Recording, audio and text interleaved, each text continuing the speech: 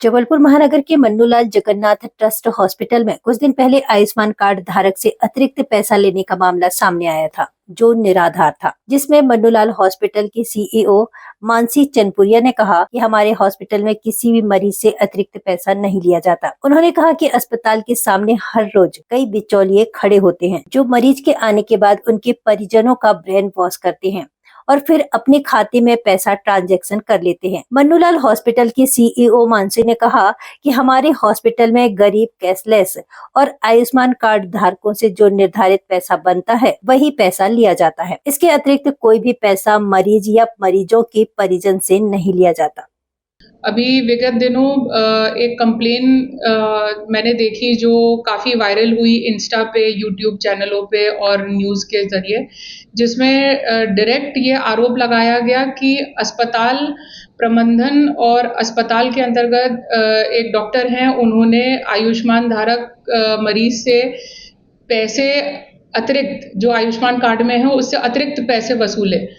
तो उस संदर्भ में जो आरोप लगाया गया वो आप अभी देखेंगे, जो ऑलरेडी एक यूट्यूब पे जो वीडियो डाली हुई है जिसमें डॉक्टर ने बताया और ये आरोप सिद्ध हुआ है कि जो बिचौलिए हैं, जो अस्पताल के बाहर जो बिचौलिए हैं, जो अलग अलग तरीके से पेशेंट्स का, मरीजों का ब्रेन वॉश करते हैं कि किस तरीके से अगर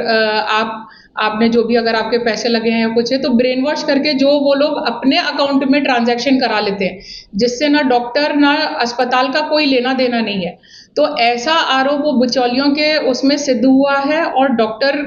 की भी बाइट उन्होंने दी है कि जो भी आरोप लगाए गए थे वो बिल्कुल ही गलत है। और मन्नूलाल अस्पताल में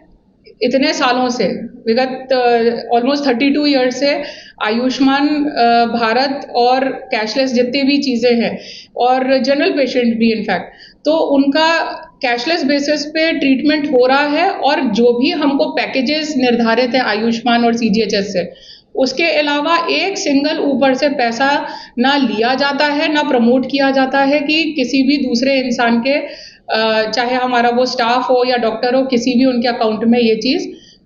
जमा करी जाए। तो किसी भी चीज़ का अगर डॉक्यूमेंटेड प्रूफ नहीं है कि अस्पताल ने पैसे लिए या डॉक्टर ने पैसे लिए, तो इस चीज़ को और इन अफवाहों को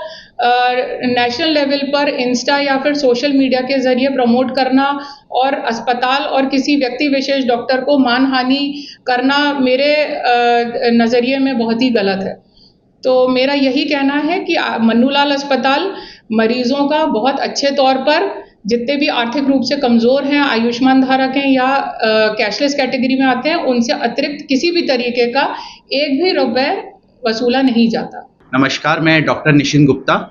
मैं ऑर्थो वेलनेस क्लिनिक में गत कई वर्षों से हड्डी का इलाज कर रहा हूं। आज मैं ग्राहक पंचायत संगठन की माध्यम से कहना चाहता हूं कि हम लोग आयुष्मान योजना में मरीज़ों का मुफ्त इलाज करने का सुविधा उपलब्ध कराते हैं, परंतु कई बार ऐसा होता है कि बिचौलियों के कारण मरीज़ के परिजन जो हैं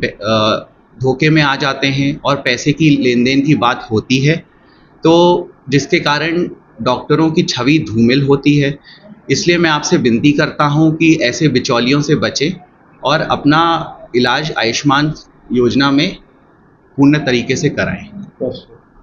दूसरी बात मैं ये भी कहना चाहता हूं कि यदि आप मरीज़ के परिजन को कोई भी बिचौलिया परेशान करता है पैसे की लेन देन के लिए, तो आप आयुष्मान का जो टोल नंबर है उस पर आप बिल्कुल शिकायत कर सकते हैं। टोल नंबर मैं आपको बता देता हूं, 1800114477। धन्यवाद। आयुष्मान योजना के अंतर्गत जो मुफ्त में इलाज होता है, ग्राहक पंचायत के संज्ञान में एक विषय आया जिसमें 14,000 रुपये अतिरिक्त लिए गए थे। जब हमने इस मुद्दे पे काम करना चालू करा, अस्पताल प्रबंधन के सामने और डॉक्टर के सामने रखा, तो ये चीज़ ध्यान में आई कि वास्तव में जो पैसा लिया गया था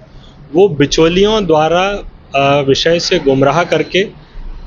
जो मरीज़ हैं उनको अधिकार की जानकारी ना होने के स्थिति में वो पैसा गया था। ग्राहक पंचायत के सभी युवा कार्यकर्ताओं को मैं इस चीज़ के लिए बहुत बहुत धन्यवाद करता हूं, जिन्होंने मरीज के शोषण के मुद्दे को उठाया और अस्पताल में उसने समन्वय बनाते हुए जो पैसा लिया गया था, जिस थर्ड पार्टी को दिया था उससे वापस करवाया। तो हम जो डॉक्टर निशिंद गुप्ता उनको भी बहुत बहुत धन्यवाद करते हैं कि इस चीज़ को उन्होंने गंभीरता से लेते हुए, मरीज की स्थिति समझते हुए, और जो वास्तव में आयुष्मान योजना को नुकसान पहुंचा रहे थे उनके माध्यम से पैसा वापस करवाया है। और मेरा आप सभी से ये निवेदन है कि सरकार सरकारी योजनाओं में आपको जो अधिकार देती है उनकी सही जानकारी आप रखें। यदि कोई समस्या आती है तो वो शिकायत कहाँ करना चाहिए ये आप ज़रूर रखें।